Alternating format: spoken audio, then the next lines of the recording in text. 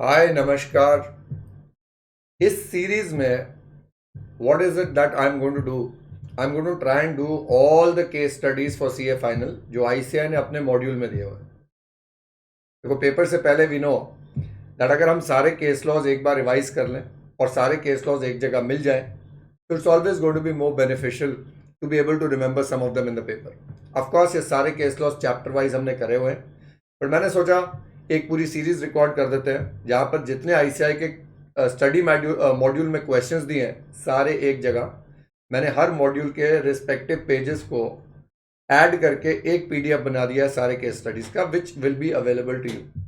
आप नवंबर 22 के लिए हैं या मई 23 के लिए हैं, डजेंट मैटर, ये वाले केस लॉज आपके काम आएंगे। प्लस ऑफ कोर्स जो हर अटेम्प्ट में नए नए केस लॉज आएंगे उनको मैं यहाँ ऐड करता जाऊंगा। तो चलिए, without wasting too much time we are going to be looking at the first one, basic concepts. Page number भी दिया हुआ मैंने ऊपर 1.49। CIT versus Saurashtra cements 2010 Supreme Court की जजमेंट है।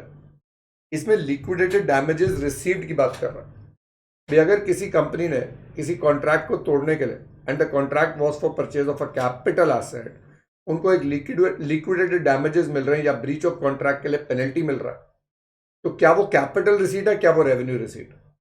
Now we know that this judgement had said कि वो एक कैपिटल रिसीट है।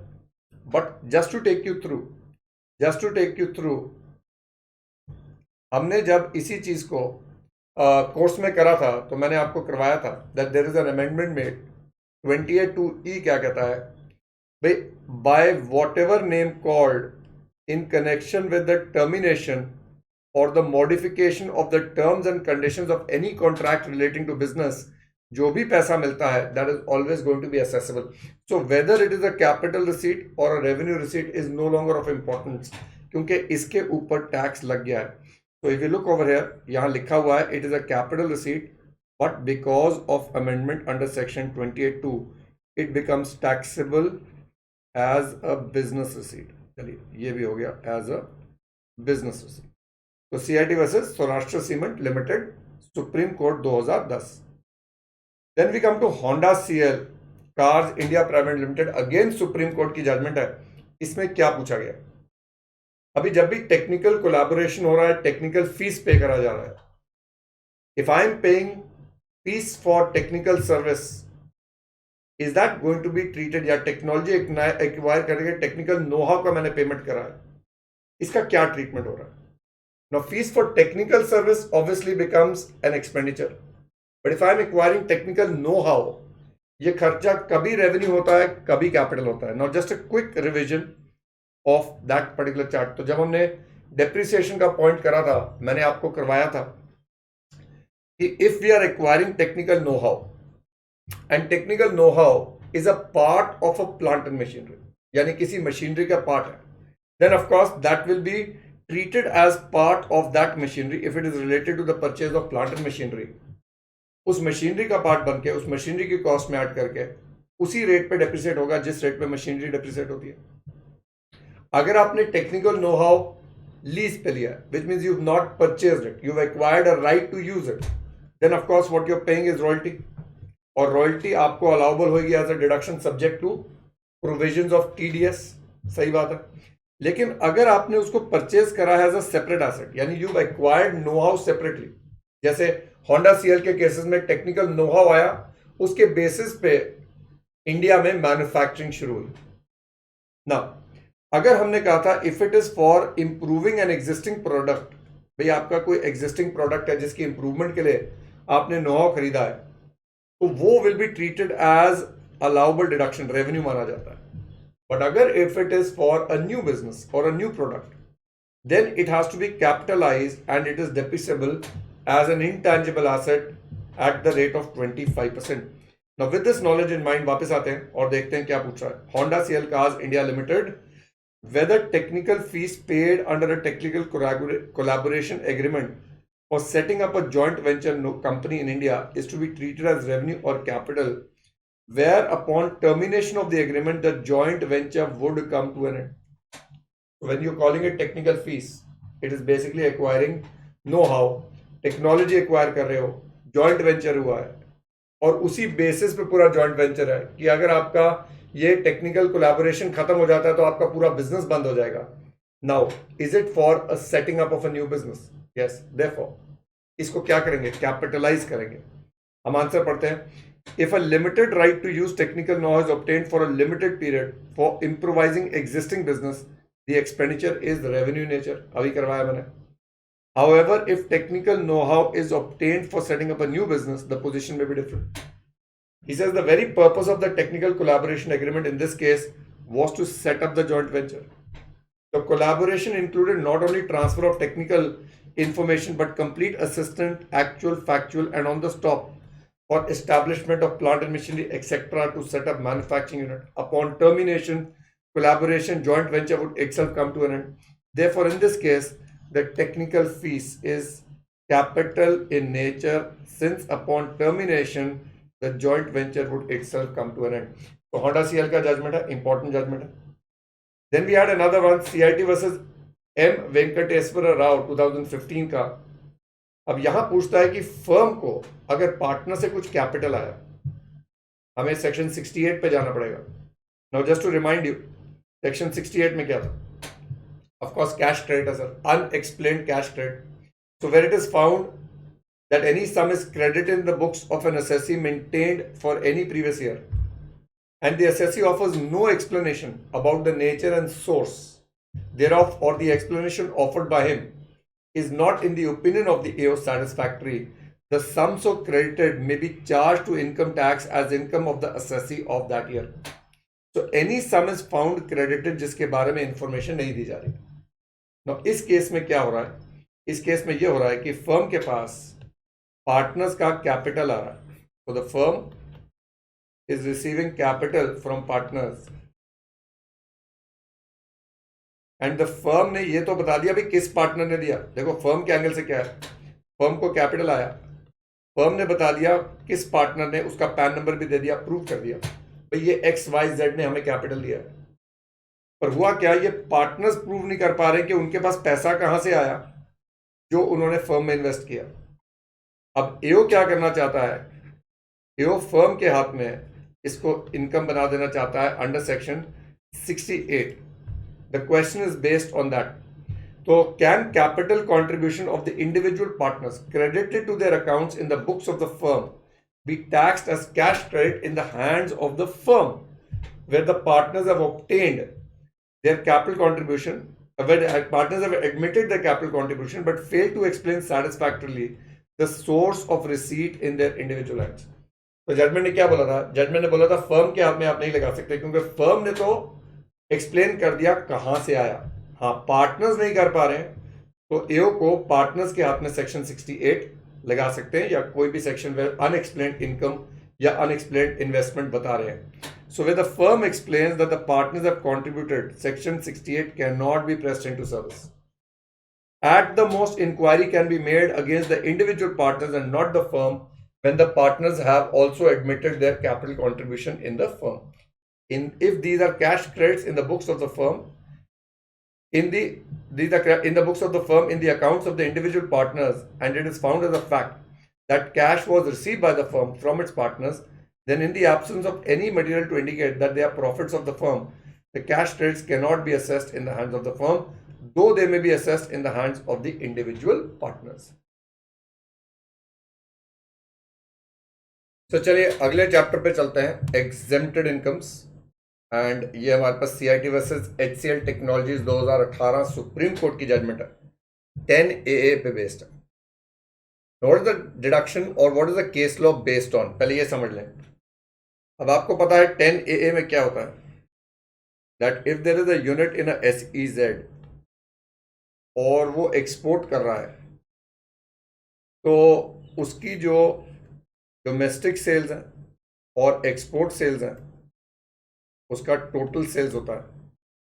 एंड एक्सपोर्ट सेल्स में से whatever is the amount that is brought into India in foreign currency becomes export turnover. और जो भी प्रॉफिट होता है into export turnover divided by total turnover ratio में आपको डिडक्शन मिल जाता है. अब ये सिंपल सी बात है, कोई डिफिकल्ट बात नहीं है. पर जब एक्सपोर्ट टर्नओवर का डेफिनेशन लिया ना, उसने क्या बोला कि जो बाहर का खर्चा है, freight insurance outside the boundaries of India वो नहीं लेना, एक्सपोर्ट टर्नओवर में डिलीट कर देना, और जो बाहर खर्चा हुआ टेलीफोन वगैरह का वो डिलीट कर देना। क्यों करना sir? I think when we were explaining I explain to you कि जो रेशियो निकलेगा वो एफओबी बेसिस पे निकलेगा। तो अगर इसको मैं समझाऊं in simple English, when we go and look at the example that I gave you once in the class, तो अगर हम बात करेंगे इन दिस एग्जांपल, एक एंटिटी है जिसका एक्सपोर्ट सेल्स 25 लाख का है, एंड आई से money brought into India is 18 lakhs, domestic sales are 5 and total are 30. Cost of production यानी 30 to 37 वाले खर्चे आ रहे हैं। Freight insurance from factory to port यानी इंडिया के अंदर जो है वो 5 लाख है, और freight insurance from port to outside India is 3 lakh. So यहां पर 3 है और फैक्ट्री से यहां तक का 5 है ना। तो प्रॉफिट आ रहा है 12 लाख, उसको हमने रेशो में we have to give the exemption. तो हम अगर 12 लाख को करेंगे, मुझे export turnover divided by total turnover 18/30 करना है। But remember, because this is a part of the PNL, ये हमारे सेल में भी आया होगा, which basically means the selling price is CIF basis, and because of the definition of export turnover saying specifically exclude this, basically bring it down to FOB rates. तो मेरे को यहां से 18 में से 3 का कितना हिस्सा एक्सक्लूड करना। Now in this example मैंने क्या किया, प्रोपोर्शनेटली कर दिया 3 into 18 डिवाइड बाई 25। बट अगर आपको एक्चुअल बिल्स दिए हैं, तो ये जिस बिल में इंक्लूडेड था, अगर उस बिल का पैसा आया तो आप उसको लेस करोगे, वरना नहीं करोगे। So in this example I assume that this 3 lakhs is evenly spread out over the sales of 25 lakhs, जिसमें से 18 आया। तो अगर 3 लाख इज इंक्लूडेड इन 25, 18 में कितना है, तो वो हमने यहां से रिड्यूस करके निकाल लिया। अब मुद्दा क्या आया कि ये जो हमने रिडक्शन करा है, क्या हमें 3 लाख रुपया यहां से भी रिड्यूस करना है? अभी सर ऑब्वियसली लॉजिकल बात है, रिड्यूस करना है। अरे लॉजिक पे चलता होता इनकम टैक्स तो क्या बात थी। तो मैंने क्या किया, I open the bare act and we look at the bare act. मुझे पता तुम्हें नहीं पढ़ा जा रहा, नहीं भी पढ़ा जा रहा चलेगा। आप यहां देखो, the term export turnover has been defined. चलिए इसको जूम कर लेते हैं थोड़ा सा। The term export turnover has been defined in the act, means consideration in respect of export brought into India but does not include freight, telecommunication charges, insurance outside India। पर आप note करो कहीं पर टोटल टर्नओवर डिफाइंड नहीं है। अब assessing officer का दिमाग देखो कैसे चलता है। असेसिंग ऑफिसर का बेसिक टास्क है टू इंक्रीज द टैक्स। वो क्या कहता है कि अगर मैं 12 lakhs इंटू 15.84 डिवाइडेड बाय 30 करूंगा तो डिडक्शन बनेगी 6.336। लेकिन अगर इसको भी कम कर देंगे, सो 12 इंटू 15.84 डिवाइडेड बाय 27 कर दूंगा तो बनेगी 7.04। तो ये ज्यादा डिडक्शन बन रही है। तो एओ ने सोचा literal interpretation of the act करते हैं और कहते हैं कि since total turnover has never been defined in the act, therefore law does not intend us to reduce this 3 lakhs from the total turnover। हम सिर्फ एक्सपोर्ट टर्नओवर से 3 लाख रुपया रिड्यूस करेंगे। इस पे ये judgement is based HCL technologies limited, हमारा 2018 Supreme court का है। And of course Supreme court ने एंड में क्या बोला कि if deductions in respect of freight, telecommunication and insurance attributable to delivery of articles, things or expenditure in foreign exchange in rendering services outside India are allowed only against export turnover but not against total turnover. For computing deduction under 10AA, then it would give rise to inadvertent, unlawful, meaningless, illogical results causing grave injustice which could have never been the intent of legislature. Hence, such expenditure incurred is provided in providing technical services outside India is deductible from total turnover। So case law जब आता है ना, ये मत सोचो कि वो क्या बोल रहा है, पहले सोचो वो क्यों बोल रहा है, and then I am sure it will become easier to remember as well. तो सर क्या ये सारे नाम याद रखने पड़ते हैं? वैसे logically no, I think ICR will never give marks for correct names, but हाँ आपको प्रोविजन याद करना। जब फैक्ट्स ऑफ द क्वेश्चन आएंगे तो आपको इस केस लॉ का प्रोविजंस याद होने चाहिए, पॉइंट याद होना चाहिए। हाँ वहां पर लिख के कैसे आएंगे, you can give, if you remember the names good, but if you don't you can always write down as per recent judgment of the honorable Supreme Court या as per recent judgment of the honorable High Court, and then वहां पर point मार के आ जाओ, है ना. It's idea, the idea is यार, examiner is a chartered accountant, वो देख रहा है कि आप बच्चे क्या सीए बनने लायक हैं.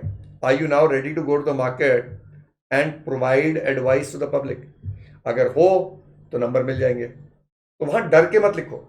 अरे कौन सा सारे सीएस को याद रहते हैं यार केस लॉज, सबको कहाँ नाम याद रहते हैं, पर वहां एक्सप्लेन करना आना चाहिए.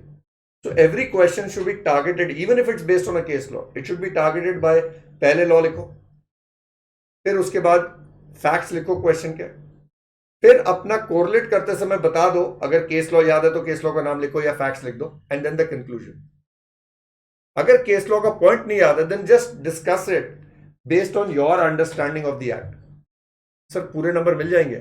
देखो अगर 4 नंबर का है और आपने प्रॉपर डिस्कशन करा, लॉ क्या है, मुद्दा क्या है फैक्ट्स में, और अपना ओपिनियन दे दिया. अगर आपका ओपिनियन शायद केस लॉ के ओपिनियन से मैच नहीं करता, तो आपके 1 नंबर जरूर कट जाएगा, पर डिस्कशन के नंबर मिलेंगे. So make sure you are discussing it like a chartered accountant. ठीक है जी. ये आई थिंक ये वाला जो केस लॉ इतना इंपॉर्टेंट नहीं है, बट फिर भी कर लेते हैं. We know 14A disallow certain expenditure which is incurred for exempted incomes. अब यहां पर मुद्दा क्या आ गया, कहते हैं जी चैप्टर 6A की जो डिडक्शंस है, क्या उनके ऊपर भी 14A अप्लाई कर सकते हैं? तो ये हमें पता है 14A is only applicable to incomes covered by chapter 3, और जो एग्जेम्प्टेड इनकम्स के प्रोपोर्शनेट खर्चे हैं उनको डिसअलाउ किया जाता है. तो चैप्टर 6A की डिडक्शंस पे नहीं लगेगा. Next we come to the chapter of salary. अब यहां पर सिंपल से 2-4 क्वेश्चंस हैं. This one is very interesting. अब ये कहता है कि आपके एम्प्लॉयर ने आपको रेंट फ्री अकोमोडेशन दिया, आपको रेंट फ्री अकोमोडेशन दिया है, पर उसने किराए पे घर लिया. So the employer has taken a house on rent, और उसने लैंडलॉर्ड को एक डिपॉजिट दिया है, जिसकी वजह से घर किराए पे मिला और आपके हाथ में वो आरएफए बन गया या कंसेशनल रेंट बन गया, whichever is applicable. Now look at the mind of the AO, and sometimes I believe in the zest to increase the tax base, कई बार ऐसे ऐसे पॉइंट सोच लेते हो जो सुन के भी लगता है यार ये क्या सोच लिया. अब यहां कहते हैं कि जो नोशनल इंटरेस्ट उस डिपॉजिट पे कैलकुलेट हो सकता है, जो लैंडलॉर्ड ने आपके एम्प्लॉयर से लिया, उस नोशनल इंटरेस्ट को इंप्लॉय के पर्क में ऐड कर दो. मुद्दा समझ में आ गया भाई. आपके एम्प्लॉयर ने आपके लिए आरएफए लिया, किराए पे लिया, उसने लैंडलॉर्ड को डिपॉजिट दिया. आरएफए की वैल्यू आपके हाथ में पर्क्विजिट टैक्स होगी. Question is can we now take notional interest which could be calculated on the deposit as part of the perquisite of the employee? Thankfully, no. So, can notional interest on security deposit given to the landlord in respect of residential premises taken on rent by the employer and provided to the employee be included in the perquisite value of rent-free accommodation given to the employee? The notional interest on security deposit cannot be included in the valuation of perquisite since, अभी इसको logically नहीं, legally अगर explain करेंगे. सो valuation of perquisites का rule 3 है. कहीं यार rule 3 में लिखा कुछ नहीं लिखा सर, तो computed as per rule 3. The rule does not require addition of such notional interest. Thus the perquisite value of residential accommodation provided by employer would be actual amount of lease rent payable. जो rule है whichever is less. चलिए एक छोटा सा case लो और है, नाम याद रखने की जरूरत नहीं है इनमें. पिछले वाले जो नाम करवाए, जो सुप्रीम कोर्ट वाले हैं वो तो याद कर ही लो, कोई लैंडमार्क जजमेंट हाई कोर्ट की आएगी वो भी याद कर लेंगे, पर यहां पर मुद्दा याद रखते हैं. Now when we say educational facility is given by the employer to the children of the employee. So अगर एम्प्लॉयर ने एक school owned by the employer है और वहां पर चिल्ड्रन को एजुकेशन प्रोवाइड करी फ्री ऑफ कॉस्ट, तो वहां लिखा था कि 1000 पर मंथ से कम होगा तो पर्क टैक्सेबल नहीं होगा. अब मुद्दा क्या आ रहा है कि अगर वैल्यू ऑफ सिमिलर एजुकेशन, यानी उस स्कूल में जो एम्प्लॉयर का स्कूल है वहां पर और भी बच्चे पढ़ रहे हैं जो फीस दे रहे हैं, पर उसके एम्प्लॉय के बच्चे फ्री में पढ़ रहे हैं, तो वो फीस जो आ रही है लेट से 4000 आ रही है. अब मुद्दा ये आया कि क्या 4,000 में से 1,000 माइनस करके 3,000 टैक्सेबल करें या पूरा टैक्सेबल करें. So when we read the wordings of the rule, it says it will be exempt if the value of education is less than or equal to 1,000. अब उससे ज्यादा है तो 1,000 का स्टैंडर्ड डिडक्शन देना नहीं देना, इस पे मुद्दा हो गया और उस पे ये जजमेंट आ गई. Can the limit of 1,000 per month per child be allowed as a standard deduction while computing the value of perquisite of free or concessional education facility? तो उन्होंने बोला है in case the value of perquisite for free concessional education facility arising to an employee exceeds 1,000 per month per child, the whole perquisite shall be taxable in the hands of the employee and no standard deduction of 1,000 will be given. यानी हमारे example में अगर 4,000 है तो पूरा 4,000 taxable होगा. सो house property अगला chapter है और इसमें हमें रायला कॉर्पोरेशन का जजमेंट का नाम तो याद रखना ही रखना. This is an important name, तो इसको याद कर सकते हैं. And you can make a list. जो यहां हम नाम कर रहे हैं उनमें से एक लिस्ट बनाते जाओ साथ साथ और वहां पर लिस्ट के आगे लिख लेना मुद्दा क्या है. So you right the name of the case law and write down 2 lines over that. Video आपके पास है. नहीं सर मैं बना के नहीं दूंगा. आई बिलीव सीए फाइनल के जो बच्चे हैं ना, we must not be use to much of spoon feeding. Ultimately बस एक स्टेप के बाद you are going to be chartered accountant. People are going to come to you for advice और आपकी एडवाइस लेने के लिए पैसा मिलेगा आपको. तो I believe you should be starting to work hard. अपनी मेहनत खुद करो. टीचर काफी मेहनत कर रहे हैं, मैं हूं, बहुत सारे और टीचर्स हैं जो मेहनत करते हैं. आप लोग थोड़ा सा मेहनत खुद करेंगे. सेल्फ स्टडी में विश्वास मैं रखता हूं because CA is a course which is basically meant for self study. Teacher's job is to guide your thought, not to consume it. तो मैं अपने ढंग से ये मैंने आप लोगों के लिए सारा मेहनत कर दिया है, वीडियो रिकॉर्ड है, पर आप इसका केस लॉ का लिस्ट खुद बनाओ. ठीक है जी. ना Raila corporation versus assistant CIT. कहते सर इतनी मेहनत कर दी है, थोड़ी सी और कर दो. चलो देखो हर एक टीचर का अपना है ना. ना चेन्नई प्रॉपर्टीज जो है, मैं ये भी मानता हूं बेटा खुद लिखोगे ना तो याद भी हो जाएगा, इस वजह से भी बोल रहा हूं. तो 2015 सुप्रीम कोर्ट है. ये 2 जजमेंट्स ने एक ही बात बोली. हमने आज तक पढ़ा था कि हाउस प्रॉपर्टी का rent will never be business income because house property का rent is never business income. तो एक सवाल होता है कि can letting out of property be business income. तो आज तक हम बोलते थे नो सर. फर्क बहुत है सर. हाउस प्रॉपर्टी हेड में एक म्यूनिसिपल टैक्स का डिडक्शन मिलता है, एक 30% मिलता है और एक इंटरेस्ट का मिलता है. लेकिन अगर ये इनकम बिजनेस एंड प्रोफेशन में चली गई तो सैलरी टू एम्प्लॉइज सारे खर्चे 30 to 37 में मिल जाएंगे. So bifurcation of the receipt in the proper head is the main question that will be asked at CFN. तो सर इस जजमेंट में तो बोल दिया कि अगर main object memorandum articles of the company basically are formed for letting out properties तो हम उसको बिजनेस इनकम में ले जाएंगे. और ये भी लिख दिया कि from the facts of the case decide करा जाएगा कि ये मेन है या नहीं है. और उसी तरीके से एक जो राज ददरकर एंड एसोसिएट्स वाली जजमेंट आई ना, उसमें because amount of lack of sufficient material to prove that substantial income was from letting out property, supreme court held that the rental income was to be assessed as house property. यानी एक नई सोच develop हो रही है और अभी तक मैं बता रहा हूं पूरी तरह नहीं डेवलप हुई. तो आज कल को suppose we say there is a client who comes to me, individual है और वो कहता है जी मेरे पास 20 शॉप्स हैं जिसको मैंने किराए पे चढ़ाया हुआ है और उसने एम्प्लॉयज रखे हुए हैं, पेट्रोल का खर्चा हो रहा है, उसने स्कूटर लेके दिए हुए हैं, उसको ना डेप्रिसिएशन मिल रही है, ना सैलरी का डिडक्शन मिल रहा है, ना पेट्रोल का डिडक्शन मिल रहा है, क्योंकि उसकी इनकम हाउस प्रॉपर्टी में जा रही है. वो क्या करेगा? वो एक प्रोप्राइटरी कंसर्न बना सकता है या हो सकता है कंपनी बना ले और बोले जी रेंटल इनकम मेरी है. तो इस तरीके से तो जितने बड़े बड़े फ्लैट जो बहुत सारी प्रॉपर्टी जोन करते हैं जिनकी इनकम अभी तक हाउस प्रॉपर्टी में जारी थी, तो is the supreme court telling us that all of that income will go under business and profession from here on. तो अभी इसको केस स्पेसिफिक रखेंगे. यानी एक कंपनी है जो जिसका main object in memorandum and articles is to let out properties and from the facts वही बात प्रूव हो रही है तो इस केस को लगाएंगे, वरना इस केस को एज अ जनरल रूल नहीं बनाएंगे, specifically in the practical question. दूसरी बात, एक है CIT versus NDR where housing.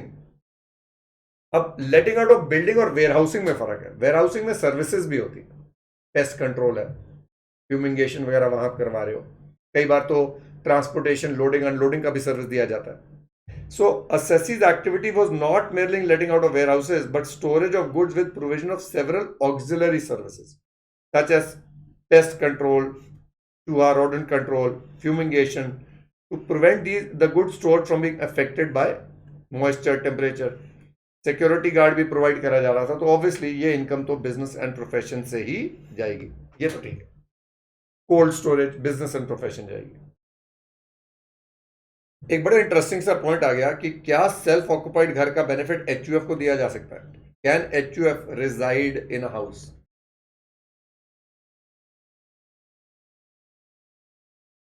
HUF we know is an artificial person. Now मुद्दा ले लिया गया कि एचयूएफ आर्टिफिशियल पर्सन होने के बावजूद how can they reside in house. अच्छा, यहां पर I would want us to go to 56 to 10. एक बार 56 to 10 पे लेके चलता हूं आप लोगों को. वहां पर भी मुद्दा रेज हुआ. When we look at the definition of relative under section 56 to 10 explanation में, वहां पर आपको इंडिविजुअल का रिलेटिव जब डिफाइन करा, वहां पर एचयूएफ इंक्लूडेड नहीं है. और जब एचयूएफ का डिफाइन करा, वहां मेंबर लिख दिया. तो एक मुद्दा रेज हो गया that if the member of the HUF gifts some money to the HUF, then it is from a relative. But सवाल ये हुआ कि जब एचयूएफ ने अपने मेंबर को दिया, because the member is an individual और उसके रिलेटिव की डेफिनेशन में एचयूएफ नहीं आ रहा है, तो क्या एचयूएफ अगर कोई एसेट मेंबर को गिफ्ट करता है तो क्या वो अब टैक्सेबल हो जाएगा? So the question is the reverse true? इसके ऊपर पूरा केस है. और वहां पर भी ये बोला गया कि HUF is a collection of individuals. Collection of individuals. And दूसरी बात क्या बोली गई कि ये इंडिविजुअल्स मेंबर के रिलेटिव्स हैं.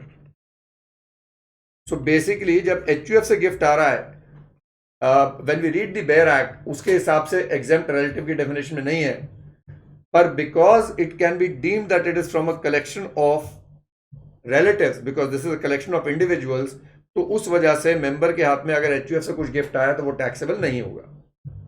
अब यहां पर भी वही बात हो रही है कि अगर एक घर में पूरा खानदान रह रहा है और इसको आपने एचयूएफ की प्रॉपर्टी दिखाई हुई है और इसको आपने सेल्फ ऑक्युपाइड क्लेम करा है, तो क्या वो सही है? तो ये मुद्दा रेज करा और इस पे जजमेंट आ गई कि yes, HUF is a group of individuals related to each other, a family comprising of a group of natural persons. The said family can reside in the house which belongs to the HUF.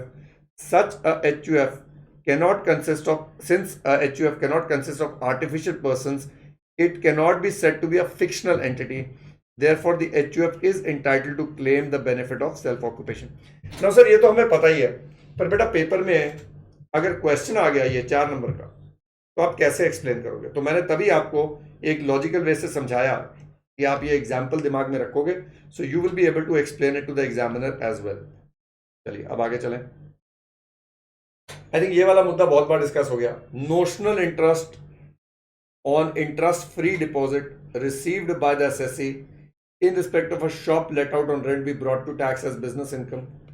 वही वाली बात आ गई कि जो notional interest, अभी landlord की बात हो रही है, लैंडलॉर्ड को डिपॉजिट मिला है, डिपॉजिट जो मिला है उसके ऊपर जो नोशनल इंटरेस्ट, यानी लैंडलॉर्ड कमा रहा है या नहीं कमा रहा है बात अलग है. मैं कहता हूं अगर लैंडलॉर्ड को 20 लाख रुपए मिले बेटा और उसने बैंक में डाल दिया और लैंडलॉर्ड को इंटरेस्ट आ रहा है, तो वो इंटरेस्ट तो उसकी इनकम हो ही जाएगी ना यार.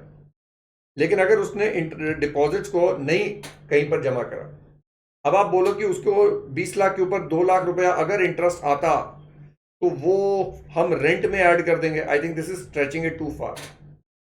वैसे भी जीएवी की कैलकुलेशन में कहीं पर ये वाली बात नहीं लिखी है लेने को, एंड इसको आप और किसी हेड में भी नहीं लेके जाएंगे. So this one he says, यहां पर क्लियरली लिखा है 23(1) deals with the determination of expected rent of a let out property for computing the income. This contemplates the possible rent that the property might fetch, and certainly not the interest on fixed deposit that may be placed by the tenant with the landlord in connection with letting out of such property. Thus, the notional interest is neither accessible as business income nor as house property. Sir, business income की कैसे बात होगी?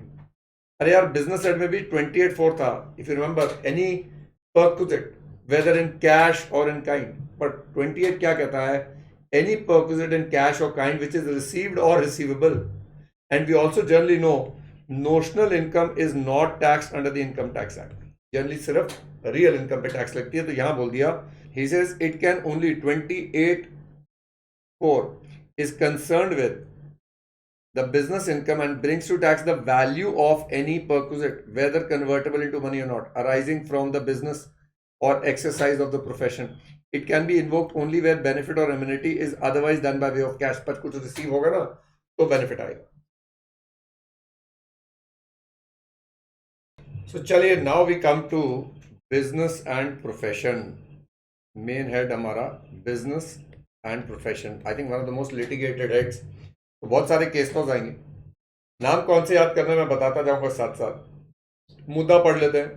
Whether interest income on margin money deposited with the bank for obtaining bank guarantee to carry out business taxable is to carry on business taxable under their business or profession or the head of the sources. You know, when I'm doing my course, मैं वहां पर बड़ा clearly काफी detail में हम बात करते हैं with regard to the incomes.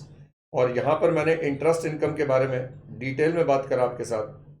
हमने इंटरेस्ट इनकम के बहुत सारे केस लॉज करे to understand where interest income goes. In fact one of the most important ones of course was Shri Ramamurthy tech limited supreme court का, जहां पर शेयर एप्लीकेशन मनी पे जो इंटरेस्ट आता है उसको हम कैपिटलाइज करेंगे या रेवेन्यू लेंगे, उसकी बात करी. पर अगर एक मोटा मोटा बात करें, listen, if interest goes as income from other sources, उधर खर्चे अलग अलग होंगे. If interest comes as business income, इधर खर्चे अलग अलग होंगे, रिस्ट्रिक्शंस अलग हैं. So we've learned that if interest is on debentures which are held as stock in trade, वो भी अब बिजनेस में जाता है. Interest on debentures held as investment other sources में जाता है. अगर interest is in any way link to your business, money lenders के हाथ में तो ऑब्वियसली इंटरेस्ट बिजनेस में जाएगा. पर अगर आपने कोई सेल करी है, डेटर्स ने लेट पेमेंट कर दिया, उस पर इंटरेस्ट आ रहा है, that goes as business income. तो बिजनेस हेड में anything related directly or indirectly to business, running of the business, is now being taken under business and profession as per the thought process. तो आपने bank से loan लेना, और loan लेने के लिए बैंक को गारंटी चाहिए, और गारंटी के लिए आपने कुछ पैसा डिपॉजिट करा, उस पर आपको इंटरेस्ट आ रहा है. तो can we say the transactions are related to each other. भाई लोन लेना था इसलिए मार्जिन मनी दिया. Yes, so therefore the interest will obviously be taxable as business income. The interest received for obtaining bank guarantee would be taxable under business and profession. ठीक है sir. Now ownership is one of the criteria for claiming depreciation. और कई बार हमने पढ़ा Mysore minerals का supreme court का judgement है जो कहता है कि ओनर इज नॉट वन जिसके नाम रजिस्टर होता है. कई बार क्या होता है कि किसी एक बंदे के नाम रजिस्टर्ड है लेकिन एक्चुअल ओनर कोई और है. जैसे मेरे साथ हुआ, मैंने गाड़ी बेच दी थी, मैंने कॉन्ट्रैक्ट साइन करा लिया, अगले ने अपने नाम रजिस्ट्री नहीं कराई. और ये सबसे डेंजरस है. Whenever we were selling a property car, we was make sure कि ट्रांसफरी ने रजिस्ट्री करवाई हो. एंड 2 साल बाद I got a knock on the door. Police वाले आए, मेरे को कहते सर आपका ये गाड़ी का एक्सीडेंट हो गया यूपी में और एक बंदे की डेथ हो गई, आप चलिए हमारे साथ. मैं कहा जी मैं तो गाड़ी बेचे हुए 2 साल हो गए. कहते जी कैसे. I had to actually, ensure करो मेरे पास सारे डॉक्यूमेंट्स थे, मैंने पूरे डॉक्यूमेंट्स उनको बताए. And even the police agreed कि I was not the owner, even if as per registration the car was still registered in my name. So ownership की जहां तक बात आती है, और ये केस भी वही कह रहा है कि ownership does not mean registered ownership. It also means the basic ownership is when you have a right to sell it. अगर आपके पास है राइट उसको बेचने का तो आप ओनर हो. एंड सुप्रीम कोर्ट ने यही बोला कि सेक्शन 32 2 बातें करता है. एक ओनरशिप होनी चाहिए और एक use for business.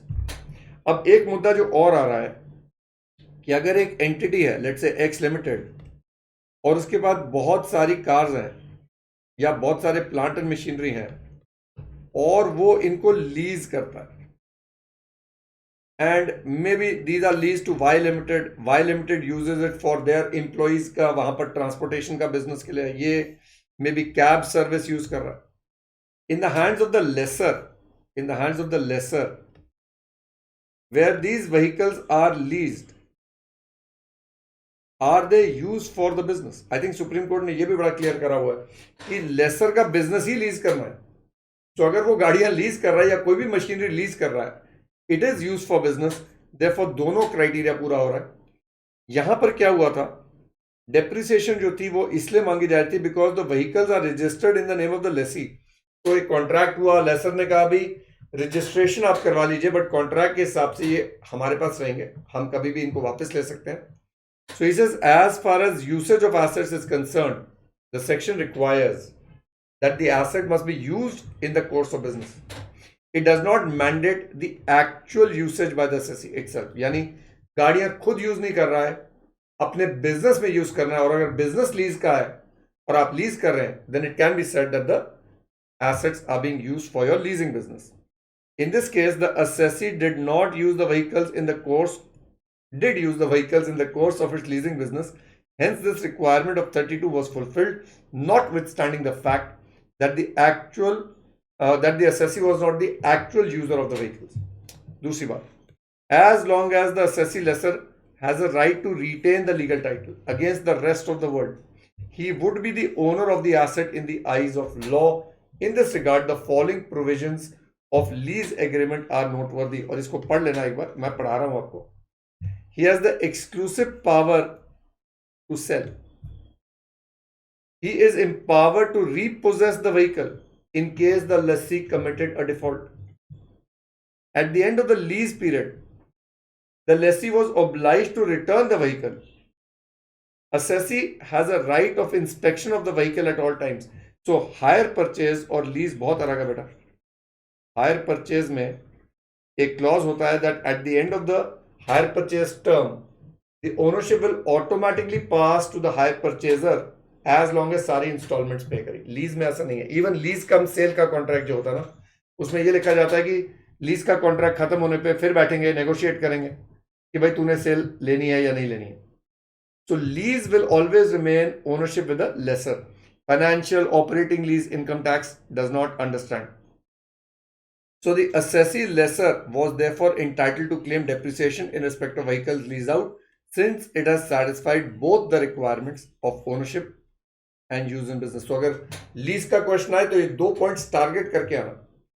In case laws में मैं सिर्फ रिवाइज नहीं करा रहा भाई ये केस है, ये we are trying to find out कि अगर क्वेश्चन आ जाता है इस पॉइंट पे तो कौन से मुद्दे वाले पॉइंट है. यहां 2 मुद्दे वाले पॉइंट है, use in business and ownership. ना चलिए, दीज आर, इनमें नाम याद नहीं करना, we don't need to remember the names, we just need to remember भाई कंप्यूटर पे हमें पता है रेट 40% है. अब सवाल उठ गया, यूपीएस है, आपके प्रिंटर्स हैं, स्कैनर्स हैं, इन पे क्या रेट होगा. तो कंप्यूटर्स, एक्सेसरीज एंड पेरिफेरल्स पे सब पे रेट 40% है, एंड यूपीएस पे भी रेट 40% ही आएगा. सर मोबाइल फोन का क्या करें? कई कंपनीज होती हैं, बड़े बड़े मोबाइल फोन्स खरीदती हैं, 1-1 लाख के अपने एम्प्लॉयज को देती हैं. अब उस पर सपोज करो एक कंपनी ने 1 करोड़ रुपया मोबाइल फोन्स पे खर्च दिया, अब उस पर 40% डेप्रिसिएशन मिलेगा या 15, इसी से मेजर टैक्स इफेक्ट चेंज हो जाएगा. सो EPABX, वो जो आपका कॉल को डाइवर्टिंग वाली मशीन होती है, वो भी महंगी होती है. Mobile phones are not computers and are not entitled to 40%. इनके ऊपर 15% रहेगा. Now these are important points. Now, okay, now this is interesting. अब सिंपल सा पॉइंट है, 35 AD का पॉइंट है. हमें पता है होटल्स विद 2 स्टार 35 AD में आते हैं, मोर देन 2 स्टार और मोर एक्चुअली. अब इनको जितना उन्होंने इन्वेस्टमेंट करा है इन ऑल कैपिटल एसेट्स का डिडक्शन मिल जाता है. अच्छा, मिलता कब से? From the year of commencement. अब यहां पर देखो, and I sometimes feel that the assessing officers or the department people should also be reading the law with the intention with which legislature had written it. And legislature ने 35 AD का फायदा देने के लिए आपको एक सेक्शन ऐड करा to encourage certain businesses. Now you cannot take away those benefits because of some what should I say delays on part of authorities. जैसे इस केस में क्या है, सोचो एक एंटिटी है, होटल बना दिया है, बिजनेस कमेंस हो गया, आपने अभी लाइसेंस के लिए अप्लाई करा हुआ है, वो आपको मिलने में डिले हो गया, अगले साल मिला. यानी ईयर 1 में आपने बिजनेस कमेंस कर दिया, लाइसेंस ईयर 2 में मिल रहा है। तो मुझे बताओ क्या आपको डिडक्शन डिनाई कर देनी चाहिए? अरे नहीं यार, तो यही बोला यहां पर, कहते हैं application for 3 star category was granted. इसी डिस्क्रिपेंसी की वजह नहीं, कोई डिस्क्रिपेंसी नहीं आया। The assessee could not be penalized for the delay on the part of the concerned authority. Therefore, he is entitled to claim the deduction for the relevant year, since the provision which was introduced to encourage establishment of hotels of a particular category is a beneficial provision and hence should be read and interpreted liberally. Literally नहीं, liberally. Berger paints India, इसको आप नाम याद कर सकते हो, supreme court का judgement है और इंटरेस्टिंग पॉइंट बोल रहा है। ये बात हो रही है 35D की। Now 35D, I am sure you will remember, is preliminary expenses.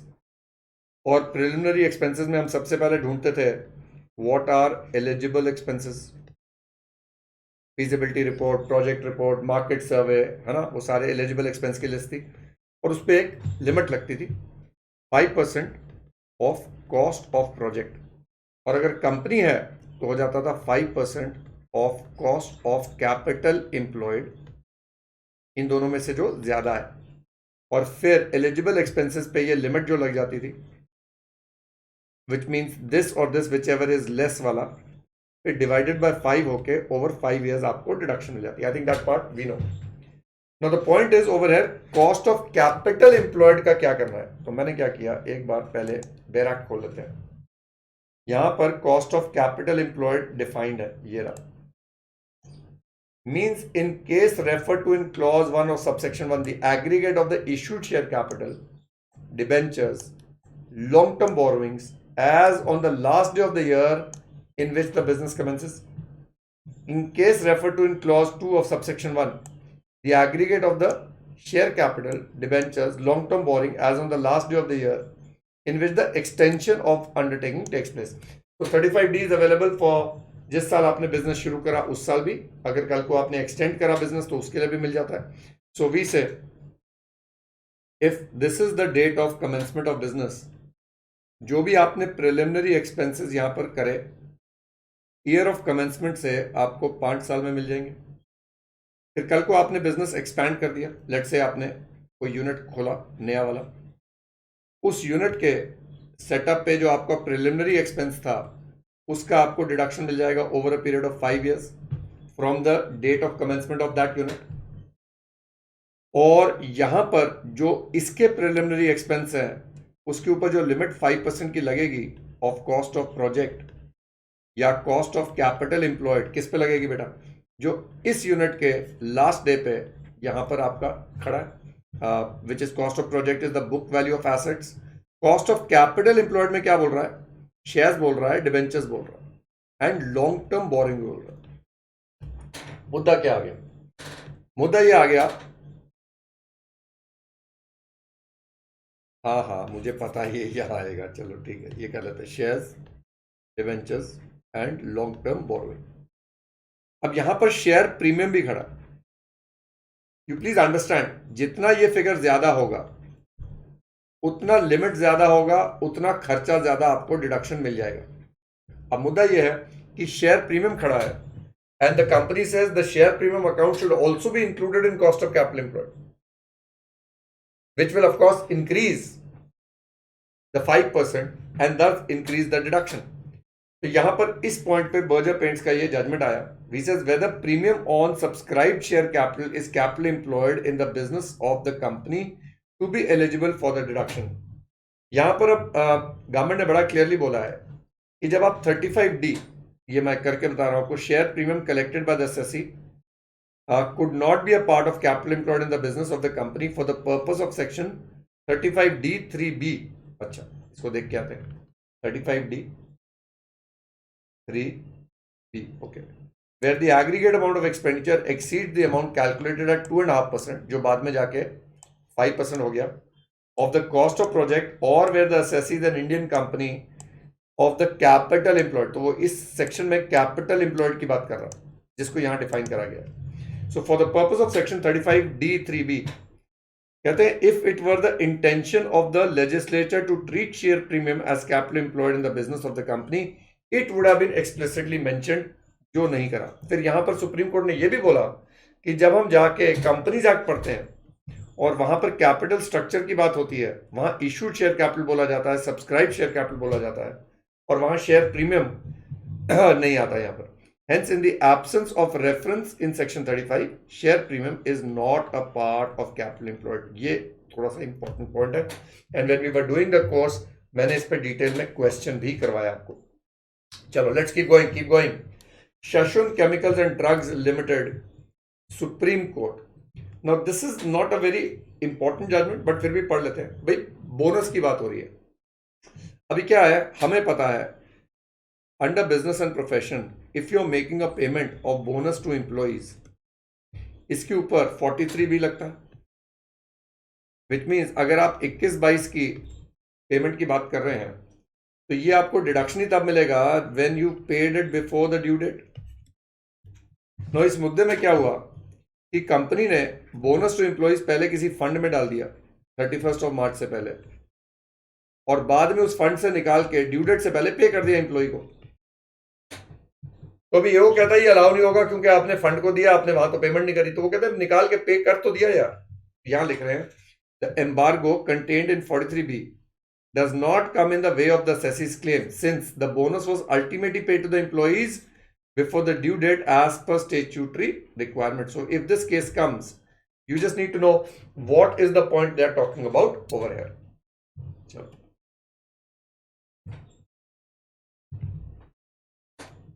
Capital expenditure मैंने बड़े सिंपल भाषा में समझाया हुआ है। कैपिटल एक्सपेंडिचर क्या होता है और कैपिटल एक्सपेंडिचर एसेट में कब कन्वर्ट होता है, because once you acquire an asset, see 99% of the cases when you are incurring expenditure और हाथ में कोई एसेट आ गया, एंड जब मैं बोल रहा हूं ना हाथ में asset doesn't mean tangible asset, it could be an intangible asset. For example, आप कोयले की माइन में माइनिंग करने का राइट ले रहे हैं और आपने 20 लाख रुपए दिए just to get that right, जिसकी वजह से आपको कोयले की खान के अंदर एंट्री मिल गया माइनिंग करने के लिए, और बाद में हर महीने आप रेंट भी पे कर रहे हैं।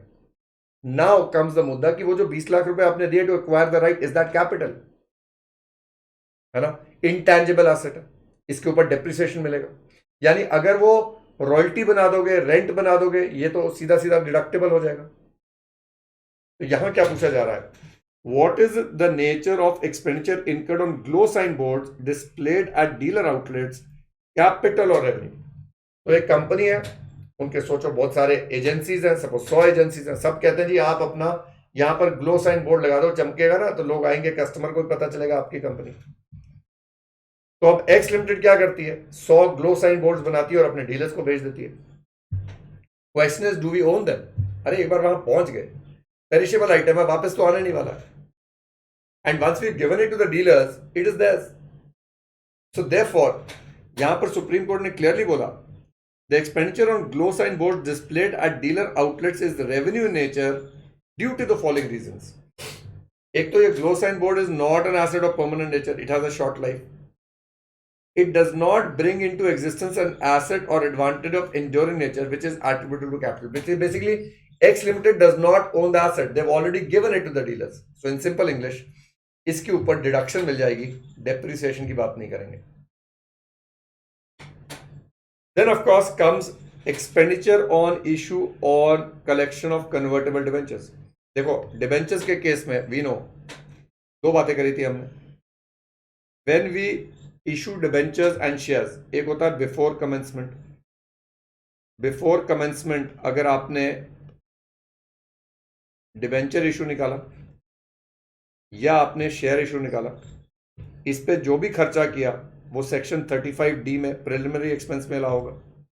बट अगर आप आफ्टर कमेंसमेंट कर रहे हैं, आफ्टर कमेंसमेंट शेयर का खर्चा, because what you are raising is capital, has been held to be capital expenditure, ये तो अलाउ होता नहीं है।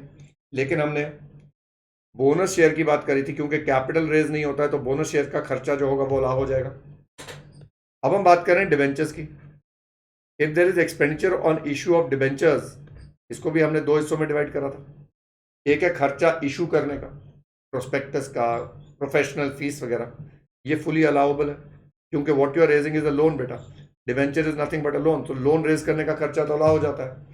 एक हमने बात करी थी discount on issue and premium on redemption, यानी आपने या तो 1 लाख रुपए के फेस वैल्यू के डिवेंचर्स लिए और रिडेम्पशन के समय 1,10,000 दोगे, या फेस वैल्यू 1 लाख है और लिया आपने 90,000 डिस्काउंट पे इशू करे, बेसिकली 10,000 रुपए आपका खर्चा है, उसको आप प्रीमियम बोलो या डिस्काउंट बोलो। Is this going to be allowed as a deduction? So we also discussed deferred revenue income tax नहीं समझता, अभी deferred revenue over a period of time नहीं समझता, पर कुछ केसेस में एक्सेप्शन है and this was one of them.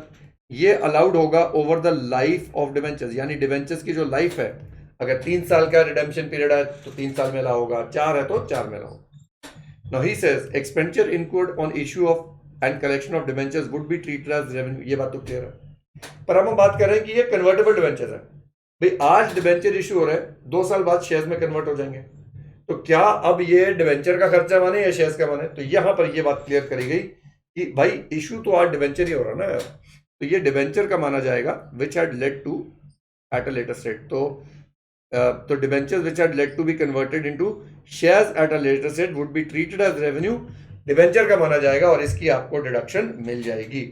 CIT versus Priya village shows limited, अच्छा ये इंटरेस्टिंग केस है, इसको एक बार करते हैं। यहां बात हो रही है फीजिबिलिटी स्टडी का खर्चा। इसको एक काम करते हैं, मैं आपको पहले चार्ट से एक्सप्लेन कर देता हूं।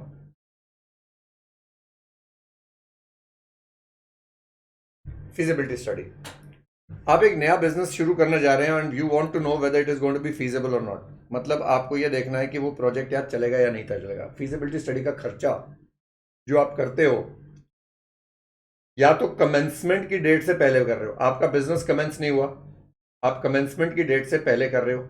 अगर आप कमेंसमेंट की डेट से पहले कर रहे हो तो आपको प्रिलिमिनरी एक्सपेंस में, यानी you will get a deduction under section 35D। चलो ये बात तो क्लियर होगी, before the date of commencement. पर अगर आप आफ्टर कमेंसमेंट कर रहे हो, अब 2 बातें हैं, या तो आप अपने एग्जिस्टिंग बिजनेस को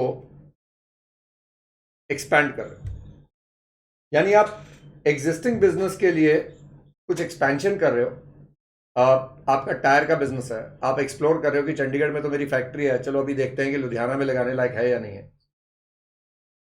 बिजनेस सेम है, यानी the business is the same. अब ये हो सकता है कि आपने फिजिबिलिटी स्टडी कंडक्ट कराई और बाद में पता चला यार लुधियाना में लेबर ही नहीं है, और लुधियाना में लेबर नहीं है तो फिर वहां लगाने का फायदा नहीं है, पर खर्चा तो हो गया। सो वी से प्रोजेक्ट स्टार्ट्स, अगर प्रोजेक्ट स्टार्ट हो गया आपका लुधियाना वाला, तो उसको हम एक्सटेंशन ऑफ बिजनेस मान लेंगे और उस प्रिलिमिनरी खर्चे की डिडक्शन आपको सेक्शन 35D के हिसाब से उस बिजनेस के इनकम में से मिल जाएगी। जैसे मैंने अभी आपको यहां पर बताया, over a period of 5 years, ये एक्सटेंशन ऑफ बिजनेस हो गया लुधियाने वाला, और वहां आपको मिल जाएगी over a period of 5 years from the date that business starts. लेकिन अगर वो बिजनेस नहीं चला, लुधियाने वाला बिजनेस नहीं चला, तो क्या वो जो फीजिबिलिटी स्टडी का खर्चा था, क्या मैं अपने चंडीगढ़ वाले बिजनेस से क्लेम कर सकता हूं? Because one of the conditions is expenditure of one business can not be claimed as a deduction from another business, पर यहां तो बिजनेस सेम है। तो यहां बोला गया था सर्टेन एक्सपेंसेस में be claimed as a deduction while computing income of the first unit, जैसे फीजिबिलिटी रिपोर्ट है, प्रोजेक्ट रिपोर्ट है, may be allowable even if it does not start because it relates to the same business. लेकिन अगर आप बिल्कुल ही नया business शुरू कर रहे हैं, फॉर एग्जाम्पल हम बात कर रहे हैं यहां पर टायर मैन्युफैक्चर कर रहे थे, अब आप लैम्प शेड्स मैन्युफैक्चर करने का बिजनेस शुरू कर रहे हैं, अभी भी 2 बातें होंगी, या तो प्रोजेक्ट शुरू हो गया, अगर हो गया तो वो नया बिजनेस हो गया, उस नए बिजनेस का बिफोर कमेंसमेंट का खर्चा 35D में मिल जाएगा। पर अगर वो नया बिजनेस शुरू नहीं हुआ, अब ये कैपिटल एक्सपेंडिचर है और ये अलाउबल नहीं है, अब ये कैपिटल एक्सपेंडिचर है और ये अलाउबल नहीं है। इसी एक आधे पॉइंट पे यहां पर बोला गया है, कहते हैं since feasibility studies were conducted by the SSC for the existing business with a common administration common fund and the studies were abandoned, project शुरू नहीं हुआ, without creating a new asset the expenses were of revenue nature. और यहां पर जो बात हो रही है बेटा, दैट इज इस वाले की बात हो रही है। पर अगर ये नया बिजनेस होता तो फिर वो कैपिटल एक्सपेंडिचर होता और अलाउ नहीं होता। और ऐसे कुछ जो लंबे वाले क्वेश्चन था ना बिजनेस के, उसमें आईसीआई ने पूछी भी हुई है बातें, तो ये बातें याद रखना। ये इंपॉर्टेंट जजमेंट था प्रिया वाला, विलेज रेट शोर्स वाला। Now it says is source of fund from which expenditure is incurred for the purpose of business relevant. अरे कहाँ relevant है यार? I think we've already done this. ये थोड़े कि बिजनेस की जो नोट आए हैं उन्हीं नोट से खर्चा किया, मैंने लोन लेके खर्चा कर दिया, वो भी तो बिजनेस का खर्चा है.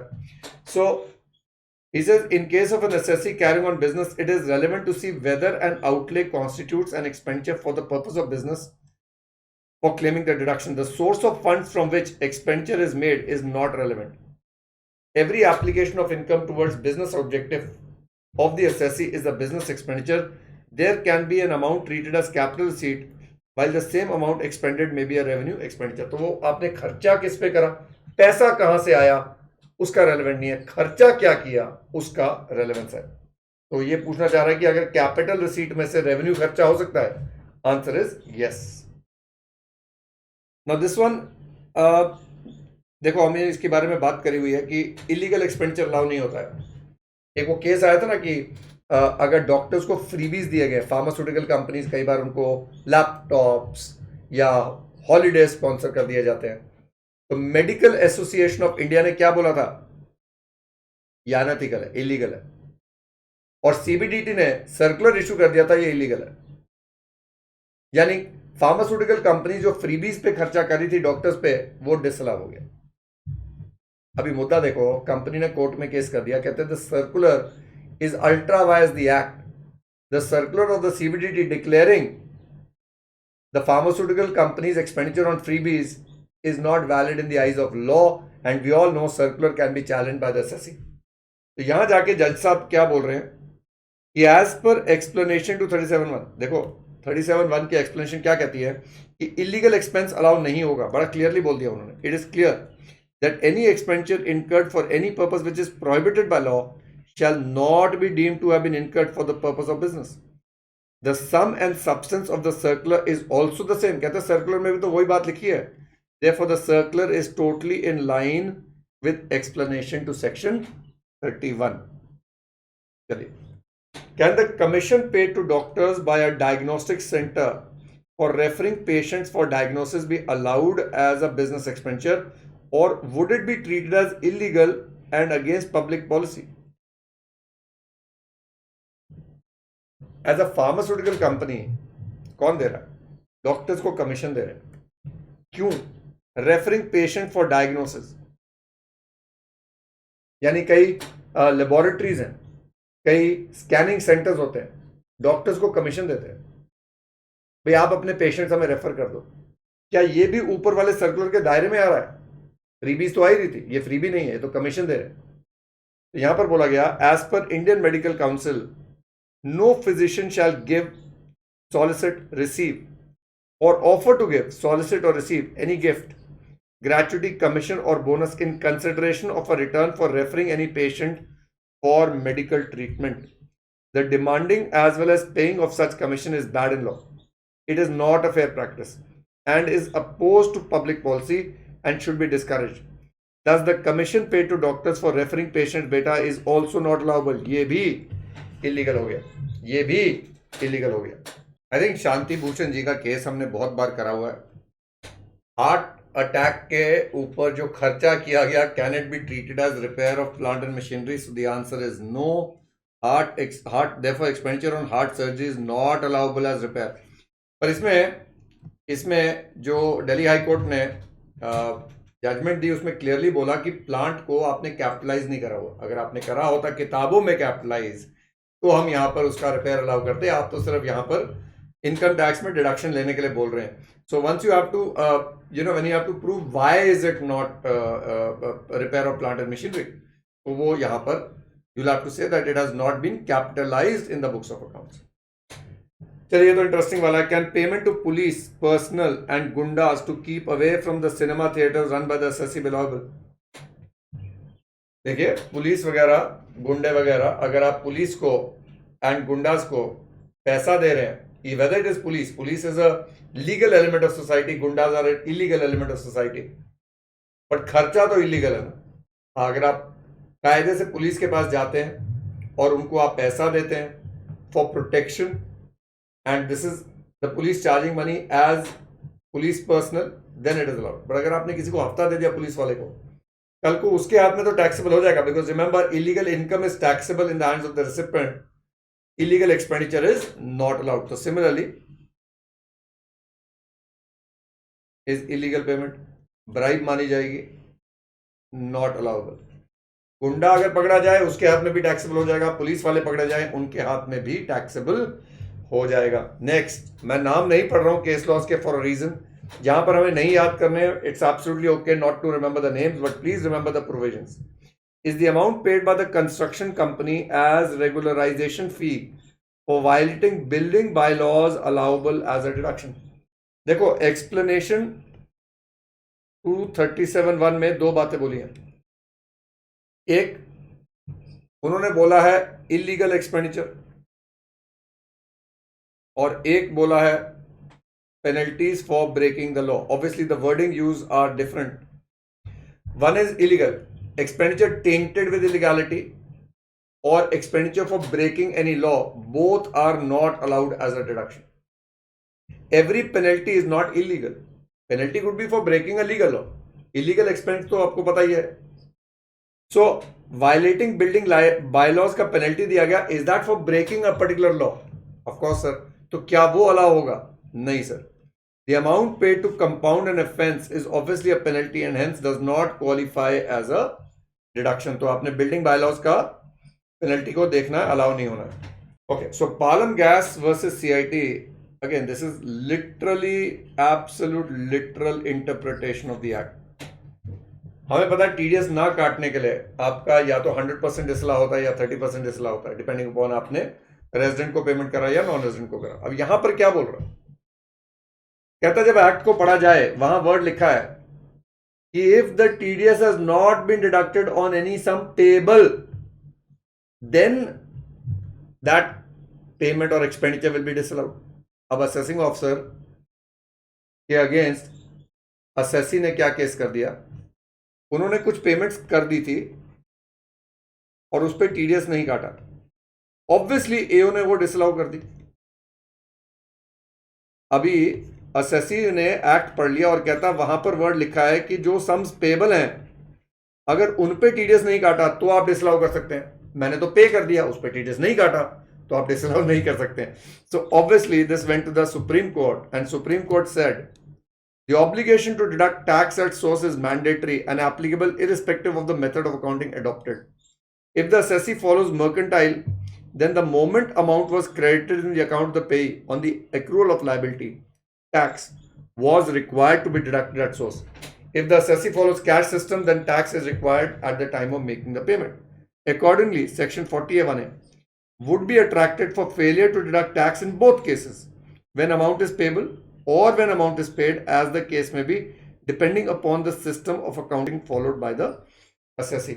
So अगर आपने पेबल अमाउंट भी है, आप मर्केंटाइल सिस्टम फॉलो कर रहे हो, तो उस पे भी at the time of credit ही टीडीएस कट जाता है, पे हो या ना हो. Then he says Maruti Suzuki wala, can payments made by the assessee to a non-resident agent who does not have any income accessible in India be disallowed under 40A(1) for non-deduction of tax at source on the ground that no application was made by the assessee for making tax deduction at source at nil rate. तो 195 में हम पढ़ते हैं कि जब तक payment non resident के हाथ में इंडिया में असेसेबल नहीं है, as per 5 and 9 no TDS. लेकिन वहां यह भी लिखा है कि एओ के पास आपको कई बार एप्लीकेशन करना पड़ता है, and the AO may, even if the sum is not taxable, may authorise और ask you to deduct tax at source. अब यहां पर बोला जा रहा है कि असेसी ने चेक कर लिया कि उसके हाथ में इंडिया में असेसेबल नहीं है, उसने टीडीएस नहीं काटा और खर्चे की डिडक्शन क्लेम कर रहा है. असेसिंग ऑफिसर डिसअलाउ करना चाह रहा है, तो उसके ऊपर केस है. The non-resident agent who operated outside India did not have any income arising in India. Accordingly, commission earned by the non-resident agent who was in the business of selling Indian goods abroad did not accrue in India, and hence no tax was deductible. Since the assessee has made the payment to non-resident agent and such income is not chargeable to tax in India, Section 40A(1) could not be invoked to disallow the deduction of such payment for non-deduction of tax at source while computing the business income of the SC, CID versus great city manufacturing company. यहां पर क्या हो रहा है, remuneration जो हम working partners को देते हैं, देखिए उसके ऊपर लिमिट लगता है 40B का। वो बुक प्रॉफिट निकालते हैं पहले 3 लाख पे 90%, 150 whichever is higher and balance पे 60%। पर इज इट पॉसिबल कि अगर आप वर्किंग पार्टनर को पेमेंट कर रहे हो जो 40B के लिमिट के अंदर आ रहा है, क्या उसको 40A2 में एक्सेसिव मान के डिसअलाउ किया जा सकता है? अब एक फर्म है जिसके प्रॉफिट बहुत सारे हैं, बुक प्रॉफिट बहुत हाई है, और जब हम 40B का लिमिट लगाते हैं तो एक एक पार्टनर का रेम्यूनरेशन कोई 25 लाख रुपया अलाउ हो रहा है। सपोज करो, एग्जांपल ले रहा हूं भाई, एक फर्म है जिसका बुक प्रॉफिट ज्यादा है और एक एक पार्टनर का 25 लाख तक का लिमिट आ रहा है। ये कहता है इस पार्टनर के पास तो क्वालिफिकेशन ही नहीं है, इसको आपने रेम्यूनरेशन 25 लाख कैसे दे दिया? मार्केट में इस पोजीशन का 15 लाख होता है, तो मैं तो 10 लाख रुपए डिसअलाउ करने वाला हूं। Can you do that if it is with in limits of 40B? तो इस जजमेंट को हम इंपॉर्टेंट क्यों बोलेंगे? क्योंकि ये वाला पॉइंट इंपॉर्टेंट है। 40B prescribes the limit of remuneration to working partners and deduction is allowable up to such limit while computing business income. If the remuneration is paid within the ceiling, then recourse to provisions of 40A2 cannot be taken. तो जज साहब ने बोल दिया ना, 40B में आ गया, अब 40A2 आप अप्लाई नहीं करोगे। So this is important. Can issue of debentures in lieu of interest accrued? अच्छा, यहां पर पहले मैं मुद्दा समझा दूं क्या है। अगर एक कंपनी है, हमें पता है अगर आप इंटरेस्ट टू बैंक है, आपने इंटरेस्ट टू बैंक पे करा, आपको डिडक्शन मिलेगी as per 43B, paid basis पे मिलेगी। अब हो यह भी सकता है कि बैंक के पास ये समझ में आ गया कि इस कंपनी के पास कैश नहीं है, ये इंटरेस्ट पे नहीं करने वाले, तो कंपनी ने क्या किया, इनको डिबेंचर्स इशू कर दिया।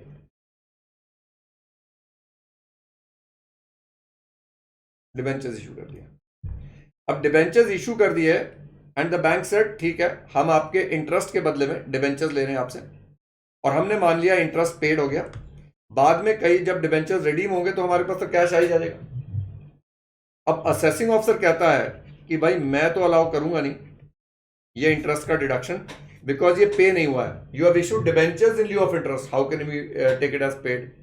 पढ़ते हैं जरा क्या बोल रहा है। Can issue of debentures in lieu of interest accrued and payable to financial institution be treated as actual payment as contemplated by 43B for allowability of deduction under business head?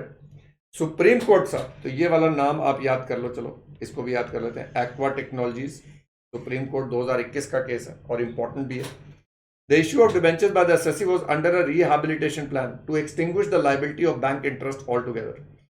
In the assessment of the bank for the assessment year in question, the accounts of the bank reflected the amount received by way of debentures as its business income. The interest was actually paid by the assessee by issuance of debentures, which extinguished its liability to pay interest. This explanation C to 43B clarified that the interest that remained unpaid has been converted into a loan or borrowing shall not be deemed to have been actually paid. अरे वहां पर क्या बात हो रही थी कि इस इंटरेस्ट के बदले में बैंक ने आपको कोई और लोन दे दिया, यानी बैंक से आप डबल पैसा ले रही हो, उसको डिसअलाउ करा था। यहां पर बैंक को आप कुछ दिए ही हो, डिबेंचर दिए हो, ऐसा बात कर रहे हैं। which was meant to plug a loophole could not be invoked in this case where the debentures were issued in lieu of interest. The interest is therefore deductible, यानी इसके ऊपर 43B नहीं लग रहा है, ये अला हो जाएगा। तो ये इंपॉर्टेंट बात होगी, इसको याद रख लो। अब हमारा चैप्टर अगला आ रहा है कैपिटल गेन्स।